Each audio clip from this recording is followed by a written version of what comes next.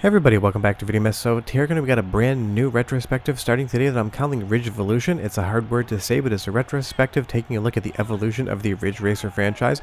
And of course, we're going to kick it off with the original Ridge Racer, released in 1993 by Namco. And to say this game was a huge hit when it came out and revolutionized the arcade racing scene would be an understatement.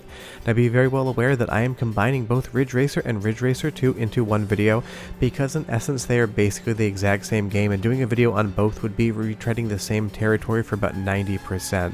But what Ridge Racer was not just an arcade racing game, it was a technological answer to Sega and their virtual racing. Because Daytona USA hadn't come out yet, Namco wanted to get in on the 3D action, and they did so with this game. This is just one of the best arcade racing games ever made. If there was a video game Hall of Fame, and maybe there is, who knows, I've never looked, this would definitely be a Hall of Fame first ballot inductee. It is the most simple game you could possibly play, and it is limited to basically just 1.5 tracks. But within those 1.5 tracks is some of the best arcade racing you could ever get, and when you first saw this game on arcade floors in 1993, your mind would have been absolutely blown away. From the graphics to the fluidity of the motion to the drifting and the physics engine, it was just sheer perfection. What I love so much about it is watch the other cars go around the course. They have body sway and roll. There is momentum to them, and you can see them actually affect the physics in game in real time. Moving over to Ridge Racer 2 here, it is slightly graphically improved and there are more features, but you're basically still racing on the same track. Because the original Ridge Racer was such a limited game, Namco re-released it with a couple extra features and a couple more bits of visual flair, but actually called it Ridge Racer 2, which I still consider a misnomer. Tell me down below if you really consider this a sequel or not, because I would be curious.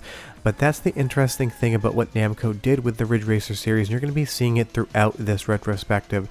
They love to recycle different elements and combine them together to create new games, even if there was a lot of overlap. But in my opinion, the only way to play Ridge Racer is in a first-person view. It gives you such a sensation of speed as that helicopter flies over in the second lap. It is such a spectacle to see this in motion. Now basically, this game was an evolution of a game called Sim Drive, which has not really been preserved to my knowledge. You can't play it in MAME.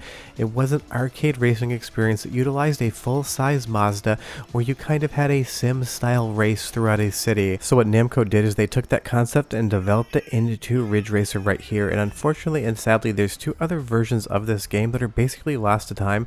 There is a 3-monitor version as well as a version called Full Scale, which had a massive projector in front of you with another full-size Mazda that you could sit in and play the game. I highly doubt those arcade cabinets still exist anywhere in the world, but if you know of one, leave me a comment down below, but I would assume that they are unfortunately extinct. But as we jump back into Ridge Racer 2 here, again basically the same tracks as the original Ridge Racer. When this game came out, no one had really seen 3D this good. Obviously, Sega had their Model 1 board, and that was hyper impressive, especially with Virtua Racing or the Star Wars game, but Namco came in with System 22 and had a lot of texture map polygons here, which was not something that we were used to seeing in the arcades. Of course, Sega would answer back with Model 2 and Model 3 and basically beat Namco by 10% at every turn on the hardware front, but Namco was no slouch when it came to this hardware. It is massive, it was expensive back in the day, and most importantly, it was impressive. As we jump over that turn there, Namco nailed drifting on the first game, and they've kept the drifting as good ever since, outside of Ridge Racer, which I find some issues in the physics engine there. You will see that sometimes you do get caught up in traffic, and when you're playing Ridge Racer 2 here, you do get some extra night and day cycles where the lighting effects are going to change. You're still on the same track from the original game, it still has the same turns, the same AI for the opponents, and the same physics engine, but you do get more visual flair, and you'll see there as I bounce off the wall, when you do start to get in trouble in this game, when you take a turn the wrong way, it can be very punishing, but it's always your fault you make a mistake. If you hit the wall, it's because you didn't read your racing line. But one thing this game nailed out of the gate and has been doing great ever since is the music. Listen and I'll be right back. Okay, the final lap. Hang in there.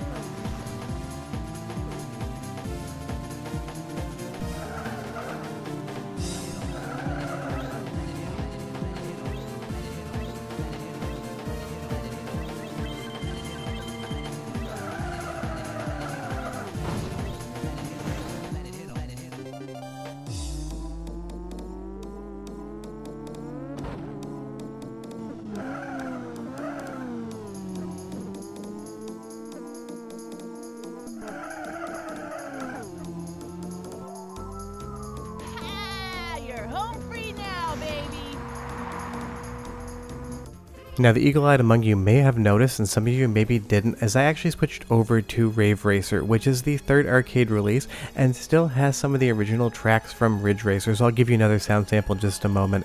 I did that because I wanted to talk about the fact that all three of the arcade games are basically derivative of themselves. Namco loved to recycle, and if there's one thing that I would give them a negative mark on, would be that recycling. I get that these games are expensive to develop, and I get that 3D was still new at the time, and System 22 boards definitely were not cheap, so they had to reuse those assets. But by the time you get to Rave Racer, and I will have a video on that exclusively, you do feel like maybe you've seen a little bit too much before. But then again, I played 10 different Ridge Racer games across 2 days, so maybe I was just getting a little bleary-eyed on these same courses. As we move back over to Ridge Racer 2 here, which is still the same Ridge Racer from the beginning, it is just such an incredible experience. I just love the sensation of speed, and it sells it so much more in the cockpit view. And again, like pretty much every other Ridge Racer game I've ever played, I do feel like I race better when I can actually not see the vehicle. There's something about the way the back end of it swings out that I feel like I'm more susceptible to actually bumping the wall or the embankment there versus when I am in first person mode. But I love as the light lifts up here as well and we get that sunrise coming up over the beach. It is just such a special looking game. It always makes you happy when you see it in motion, and the good thing is, at least for the original Ridge Racer or Ridge Racer 2, you still have a decent chance of seeing a cabinet in the wild. This game was so successful and so popular, a lot of arcade operators still have them on the arcade floors. I know of 3 different ones in Chicago in barcades alone, so it's always fun to see them, or at least they were there like 3 years ago last time I went. It's very possible they aren't anymore. But as we race through the city here in the original Ridge Racer, we can draw a line directly to the last main line entry, Ridge Racer 7. You can still see that same course design stylistically, the same racing through the city. We'll definitely be getting to Ridge Racer 7 at a certain point in time, but there's so much shared DNA across the entire franchise that it all started here. And I know I told you I would give you a soundtrack sample, not of Rave Racer, but of the original Ridge Racer, so go ahead and listen for like 30 seconds because I consider this one of the best tracks that the developers at Namco ever made for a Ridge Racer game. Enjoy, and I'll be back with more history. Next corner's tough. Watch yourself.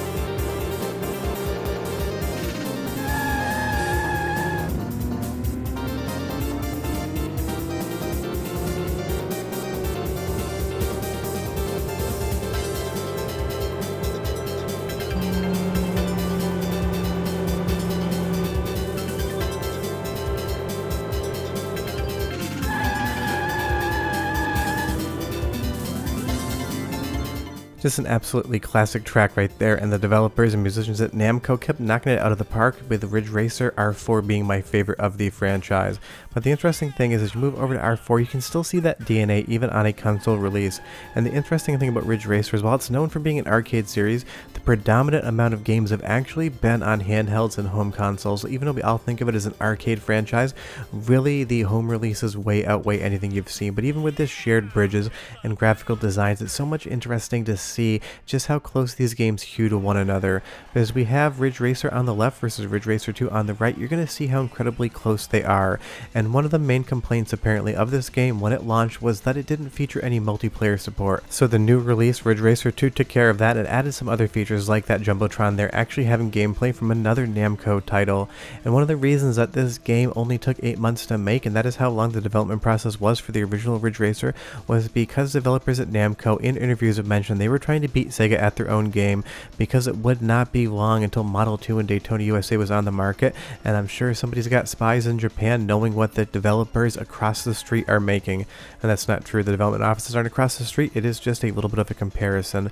But again, knowing that Ridge Racer came out in 1993 and still looks this good today, it is just a testament to how impressive something like this truly is. I remember the first time I saw Ridge Racer in my local arcade in Vermont, the Dream Machine.